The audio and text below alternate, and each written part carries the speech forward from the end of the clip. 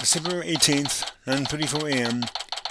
District Court, Different Lobby, number 5.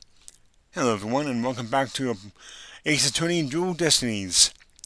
We had an exciting day in court yesterday, and we found Apollo in the exploded, the destroyed courtroom, unconscious. So someone attacked him. We do not yet know who it was.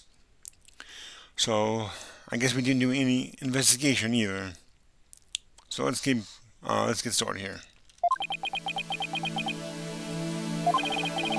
This isn't exactly how I envisioned the second day of this trial to start. But given how things ended yesterday...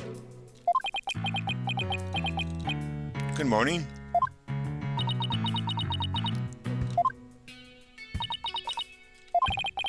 The mood sure is tense. Not that that's any surprise.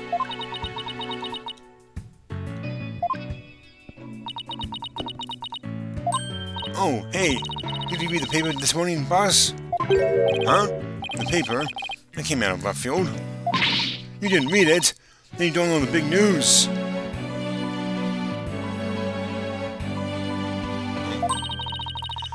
Somebody spotted an abominable snowman way up in the mountains.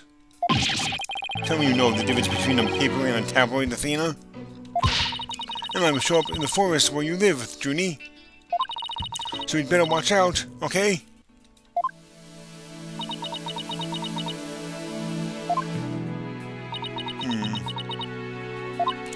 You really should read the story for yourself. I couldn't even begin to do it justice. Justice? What?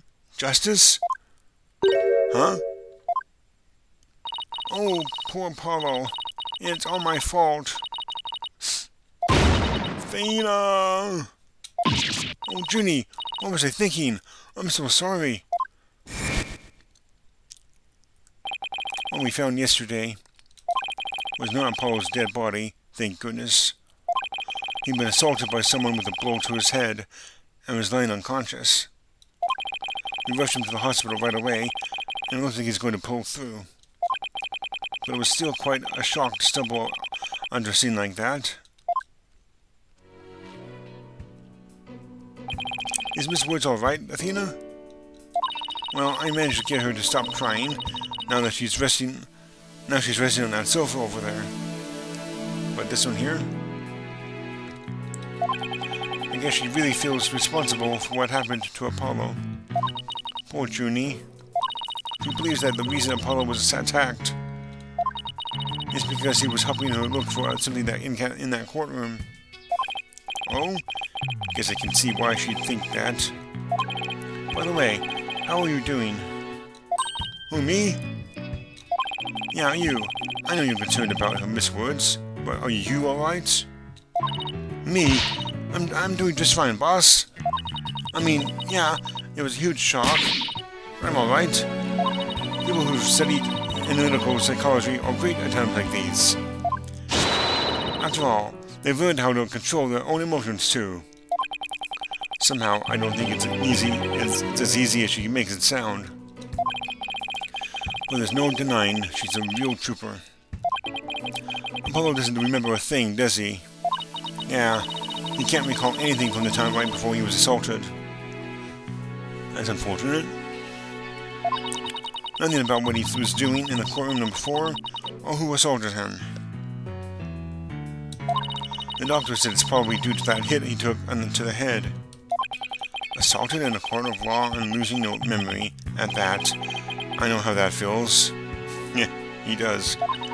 But who in the world would do such a thing, huh, Mr. Wright?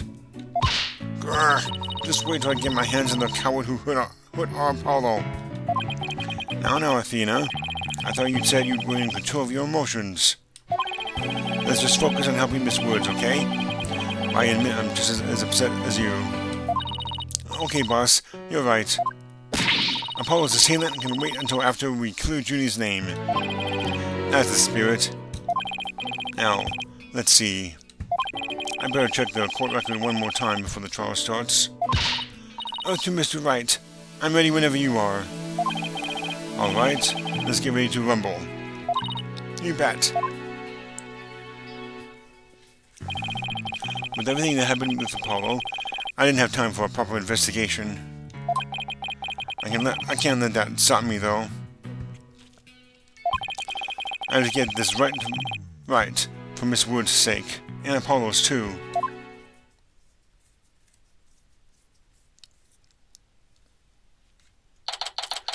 December 18th, 9:50 a.m. District Court, Courtroom Number 5. Day 2.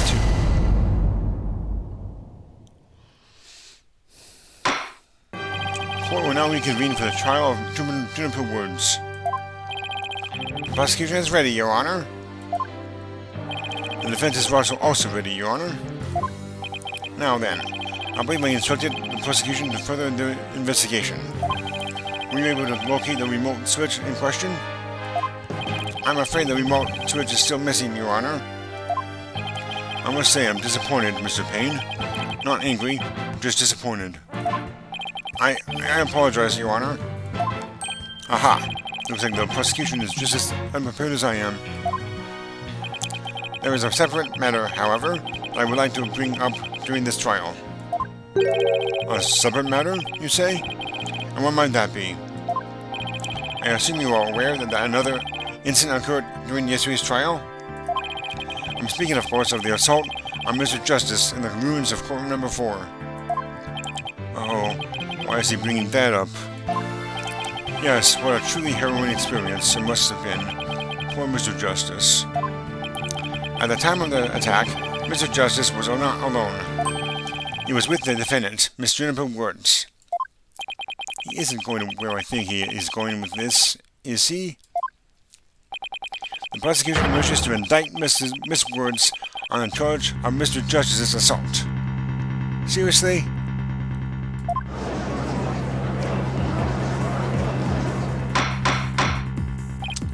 Order in the court.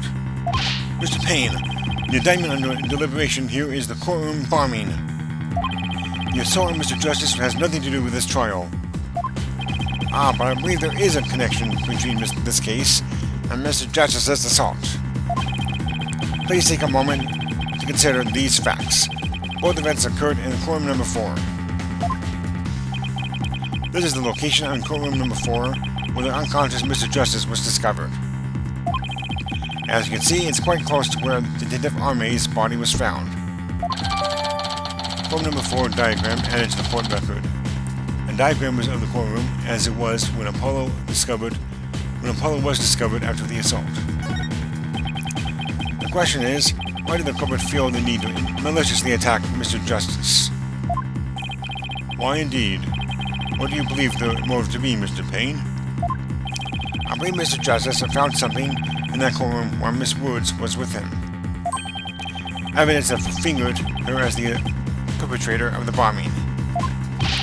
You mean he found some incriminating evidence? Precisely. And so I surmise the defendant picked up a piece of rubble and hit Mr. Justice on the back of the head in order to silence him. Objection! Junie would never do such a thing. She was devastated when we found Apollo hurt like that. Miss Sykes, please control your outbursts. It is the prosecution's belief that by deliberating on Mr. Justice's assault, we will draw even ever closer to the truth of the courtroom bombing itself. Very well. Miss Woods is hereby officially indicted on the charge of assaulting Mr. Justice. What? Why are you listening to Mr. Toupee over there? Although, considering our conversation yesterday, I think Apollo might have figured something out. Wonder what it was. He told me, I'm going to look for evidence to clear your name, Juniper. Maybe the two incidents really are related after all. I would like to start by hearing from the defendant herself. Very well. Bailiff, please bring Miss Woods to the witness stand.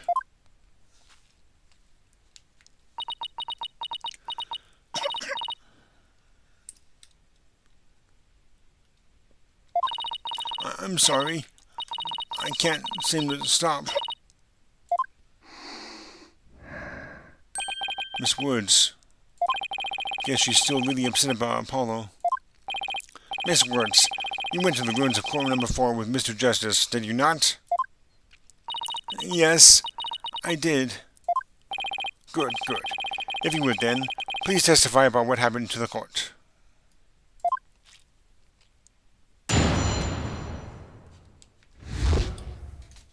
Alone with Apollo.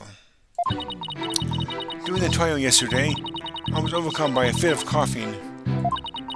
Apollo stayed with me and we went to the courtroom ruins together.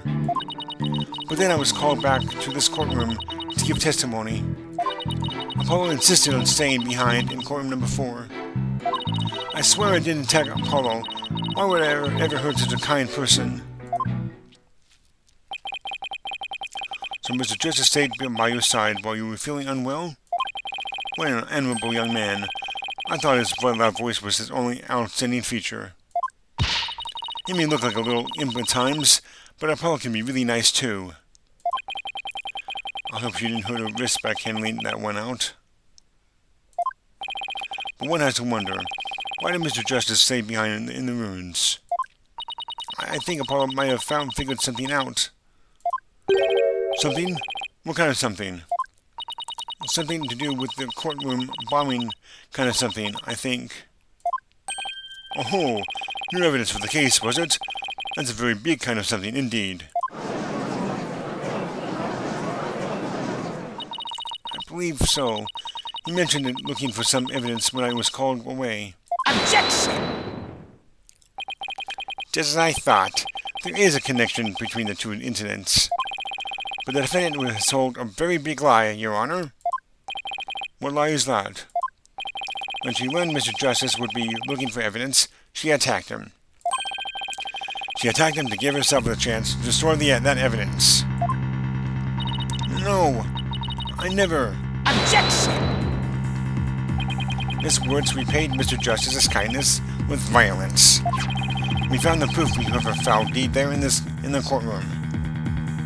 In the courtroom ruins. What on earth? You see it? There in front of Mr. Justice's right hand. When is the message he left us? It's written in blood. W-O-O-D-S? Why, isn't that... That's right, Your Honor. It says words in the capital letters. What? I submit that Mr. Justice left us with the name of his attacker before he fainted. Apollo's assault photo added to the court record. Apollo is shown collapsed on the floor. The bloody writing is also visible. No, that can't be true. Why would Apollo write my name? Mr. Wright, the nerve of him leaving that message. Why would he do this? Hey, don't take it out on me. I don't understand it any more than you do. When we discovered Apollo yesterday... Apollo! No. We didn't even have a chance to rush over to him. As soon as security heard Athena's scream, they ran in and cordoned off the area. After that, they were there in courtroom number 4 with Apollo the whole time. We couldn't investigate anything ourselves, and had to leave everything to the police. Still, I never thought they would find some bloody writing there.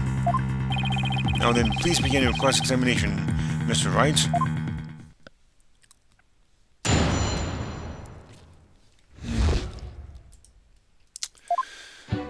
Well, let's see here. Hold it! Why exactly did you go to the courtroom ruins? We went to look for my medicine. Stop my coughing. Your medicine? Why would your medicine be in courtroom number 4?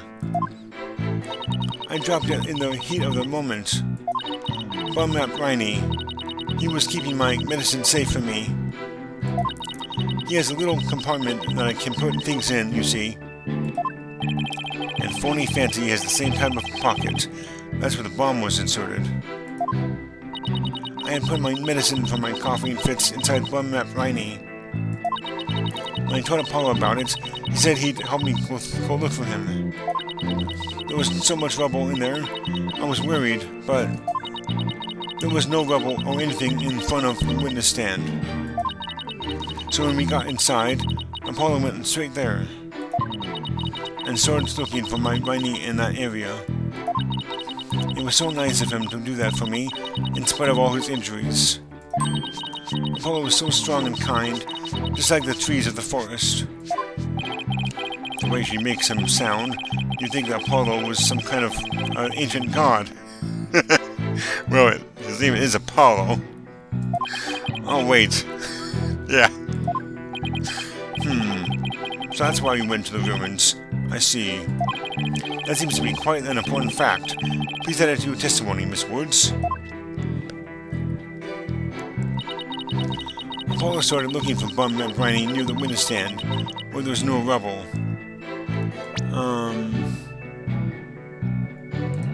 Let me look at this real quick. There's a lot of rubble here by the witness stand.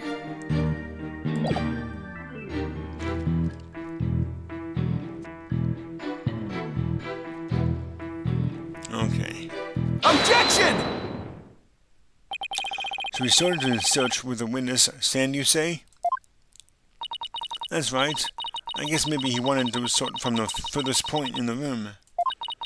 He was being so brave and strong. But that's odd. Under the circumstances, he shouldn't have been capable of that. But he was, and he still is. He might not look it, but he really is brave, and kind too. No, that's not the part I'm finding fault with. Someone has a crush on Apollo. What you are claiming to is something that no one should have been able to do. Well, I should think that anyone can be brave and kind if they wanted to be, Mr. Wright. True, anyone can be brave and kind, but if you would please take a look at this diagram. With the courtroom in this state, how was it possible to walk up to a witness stand? Oh!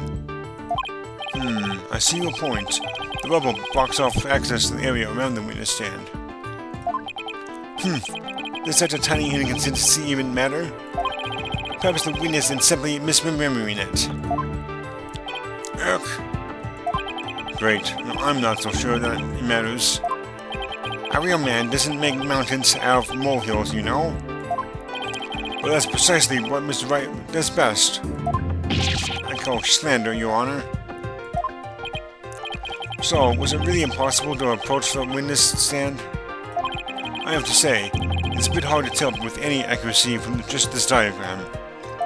Mr. Payne, do you have any other photos of the crime scene? Let me see, Your Honor. Ah, yes. I have one more. Here it is. It's a more pulled-back version of the photo I presented before.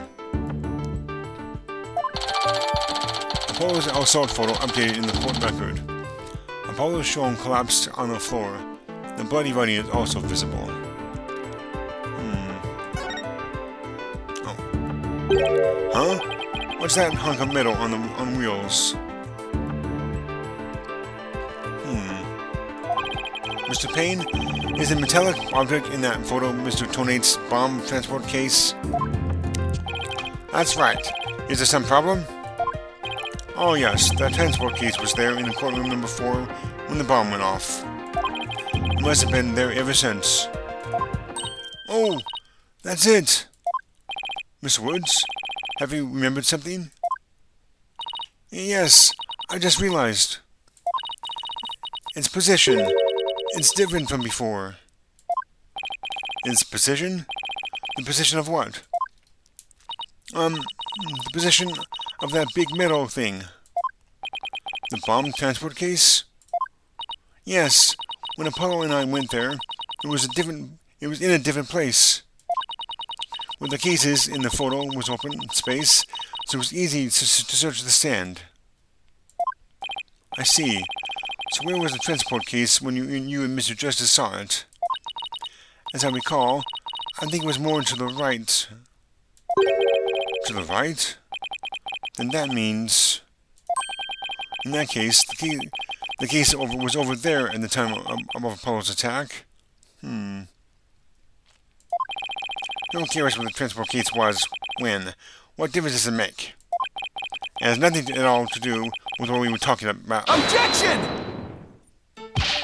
Where was the transport case has everything to do with this discussion. In fact, it's so important that it's enough to turn the prosecution's argument on its ear. What? Well, that certainly sounds very relevant indeed. And you sound as though you know where the case was at the time of the attack. Yes, Your Honor. This diagram represents the crime scene as shown in the photo. And this is where the transport case was at the time of the assault on Mr. Justice. Alright, I have this. The bomb transport case was here at the time of Apollo's attack.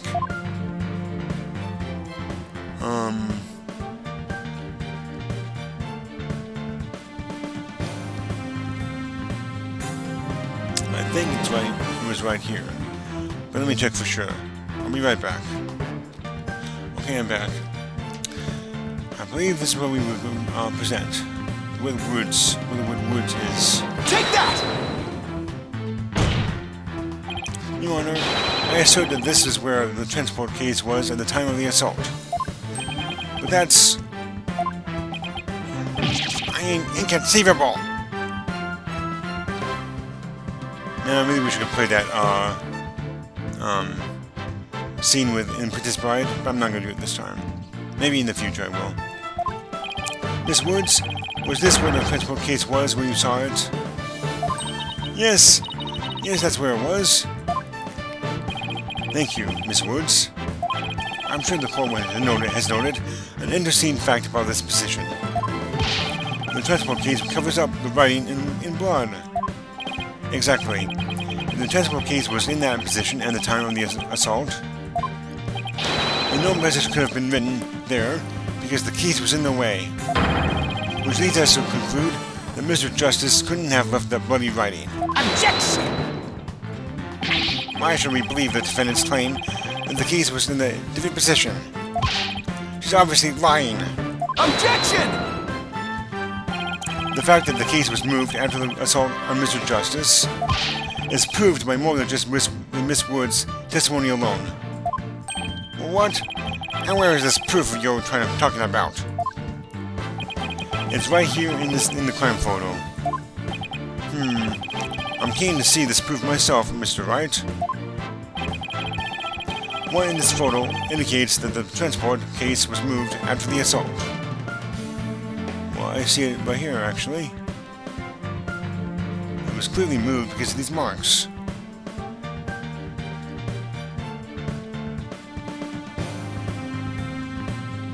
Right there, actually. This right here, this little spot. Right there. Take that! Please take a look at the mark that runs over Mr. Justice's bandages here. I see it, but what is it? This mark was made by one of the casters from the transport case carrying the bomb. As the case was moved, it ran over his bandages. In other words, the transport case was originally to the right of Mr. Justice. Then after Mr. Justice was assaulted, the transport case was moved. What? As Mr. Wood said, the case was covering the writing at the time of the assault. Therefore, it was impossible for Mr. Justice to have left that message in blood. No! You did it, boss. It was a real nail-biter, but you pulled it off. Yep, that should bring down the prosecution's claim like a house of cards. Order in the court. Mr. Wright, that was a very clever deduction. It was nothing, Your Honor. Nothing but pure genius. Take that. Boss, I'm sensing a definite smug and bracky vibe coming from off of you. I have just one question, Mr. Wright. Yes, Your Honor? If Mr. Justice didn't leave this message in blood, then who did? Huh? What?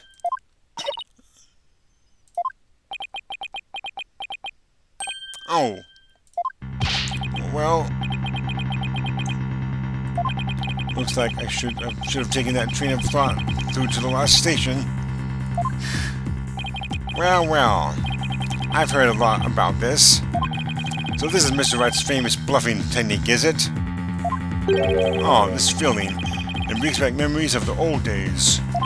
Back when you carved out a name of yourself by bluffing your way through the thick and thin. Gee, Mr. Wright, the judge kind of makes you sound no better than a two-bit con man. You made your argument with such confidence, Mr. Wright. Now I'd like to hear you answer with just as much confidence. Hey, until the judge asks the question, you didn't catch on either, Buster. Well, what now, boss? Hehehe. I hope you didn't bluff out your way into a corner. Think, Phoenix, think. There must be a way through this. I have to dig my way to the truth somehow. Who could have written that message in blood? I'm gonna say someone else. If it wasn't Apollo, who could have left the bloody message?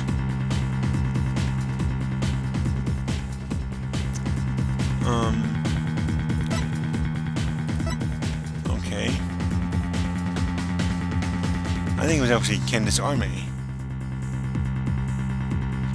That's what my guide says to do anyway. So I'm gonna do Candace Arme. Take that! To be honest, I don't actually have any real proof of this. But I've come this far. There's no turning back now. Besides Apollo, there was one more person who shed blood at this crime scene. A person who shed blood? You don't mean... Oh, but I do. I believe it was Candace Arme who left behind this message in blood. By the way, I actually have a sister named Candace, although there's an A instead of an I in her name. What?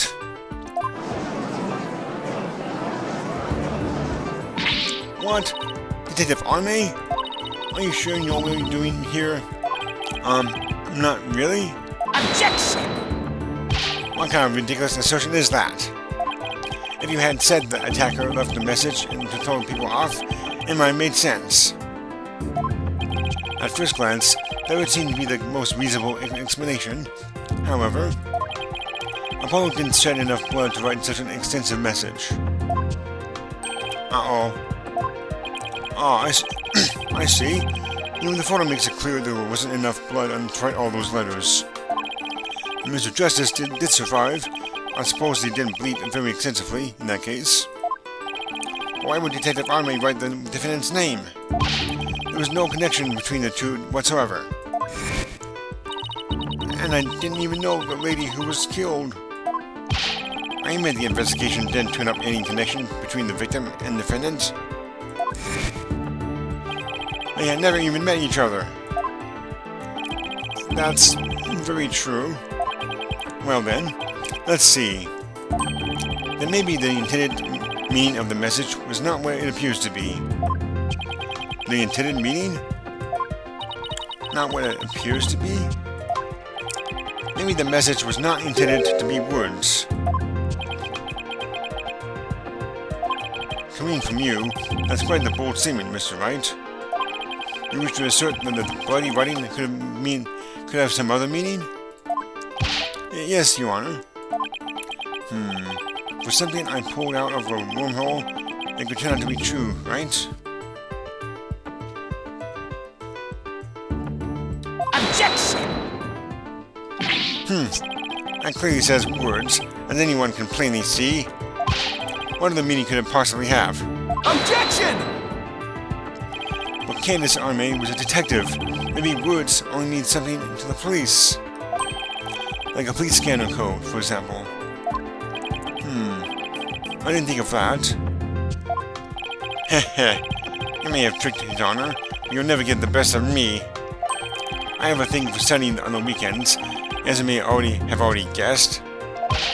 And there's no such radio code as words in the state, dear Mr. Wright. Is that a fact? Don't look at me. I know as much as you do about police codes. Enough of this. I was quite taken with the defense's new theory. But if they can't substantiate it with anything, then I must end things here. No, please wait, Your Honor. Very well. But before we discuss this theory any further, I demand a plausible explanation. So, Mr. Wright, what is the true meaning of the bloody writing? Well, I believe it's... And no stalling. If you can't come up with an answer quickly, I will declare this discussion officially over. I'm in trouble now. What other meaning could it have, besides the obvious one? Maybe it means something in another language. Or maybe it's a code. Think, Phoenix. You can do this. Which piece of evidence will tell us what the word words really means? Hang on a second. I'm going to look at this real quick. Oh. Look at this. You could conceivably say words here. Huh. I think it's this one, but,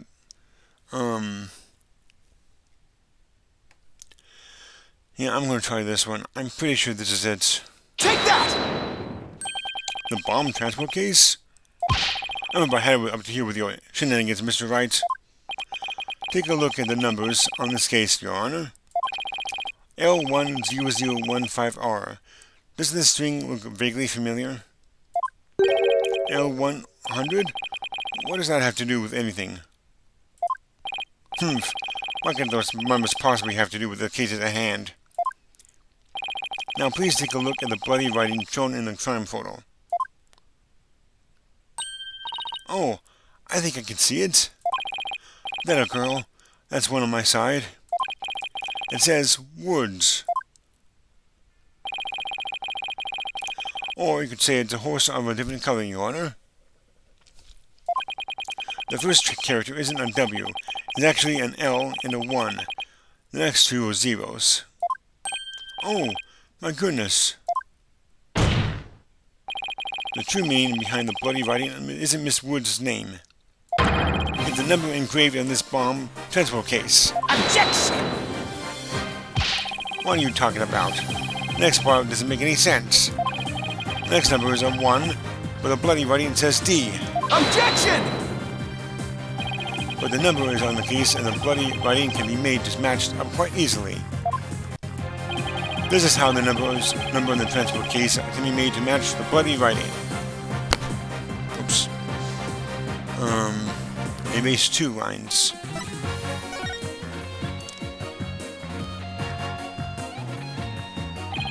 Please erase the third downward stroke of the W and the curved part of the D. Oh, look at this right here. Well, would you look at that? L1OOIS? No, Your Honor. It isn't meant to be read as a word. Hang on. I think it said Eloiuis. Liuis. I think that's how you said it. Liuis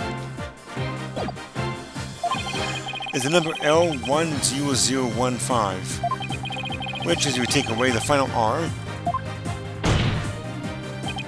is the exact same number on that's on the bomb transport case. Objection!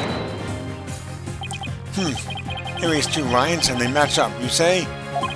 Well, I can change anything into anything else simply by erasing 2 lines. What if we erase 2 lines from your name? Would you be happy as Mr. Rye? Well, would you, Mr. Rye? Only right spelling is right. Okay, I'm doing pretty well here, and I think I've drawn to the right conclusion. Detective Army's real message to us is the bomb transport case number. Your Honor, the 2 lines were added by the real culprit to intentionally mislead people. What? The original message Detective Arme left behind was a transport case number. But whoever assaulted Mr. Apollo changed the message. If you're right, boss, then what did you suppose Detective Arme was trying to tell us? Good question. What does this number represent? You see this number here? That is my identification number. Candace Arme lost her life in the courtroom bombing.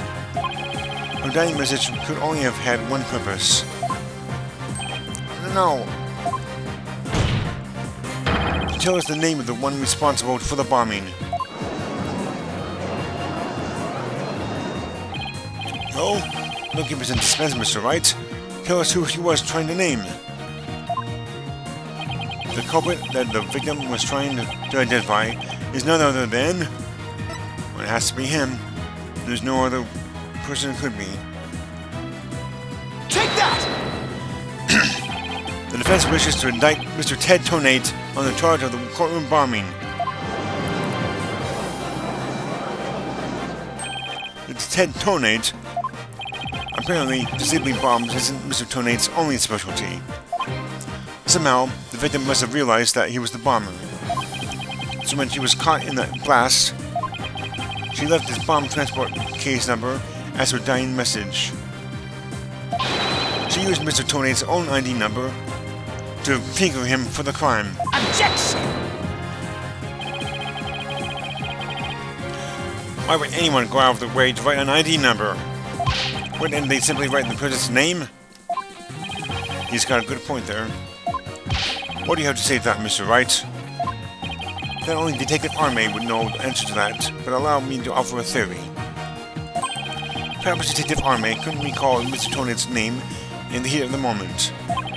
As I recall, this was the first meeting between the two. It's entirely possible they wouldn't have been familiar with each other.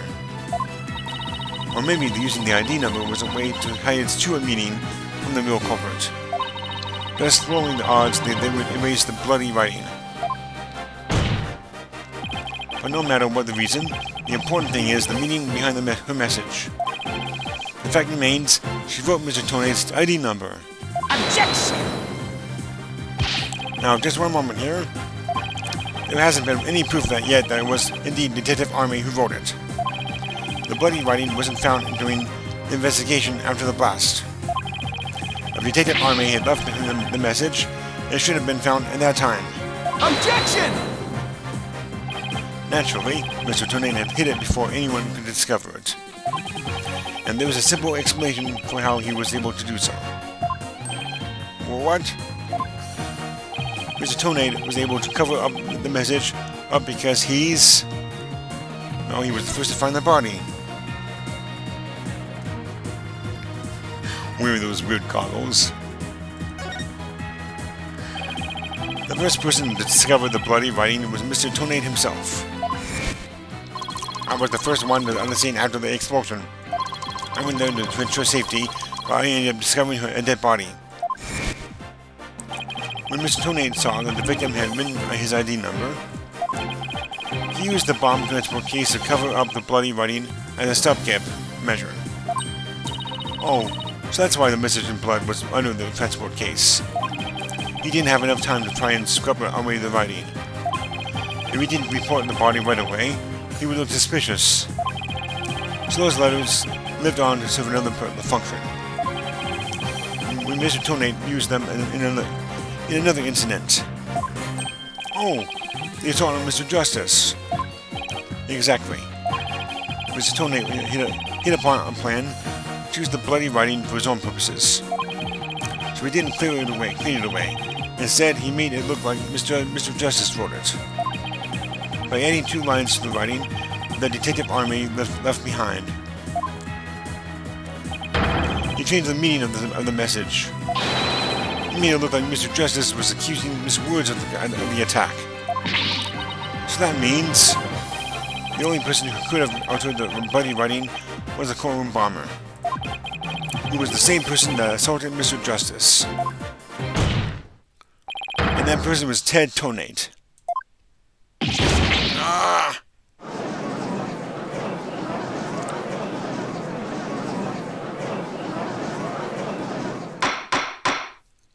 Order in the court. Order, I say. Alright,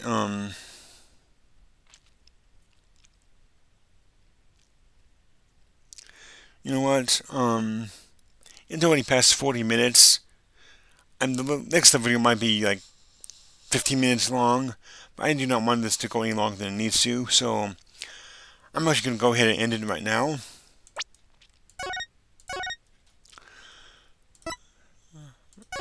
So that's it, everyone. Hope you enjoyed this video. And if you did, go ahead and hit that like button. And next time we will continue with this trial and hopefully finish it. I see no reason why we should make it be any longer than 4 videos. So until then, everyone, have a great rest of your day and take care.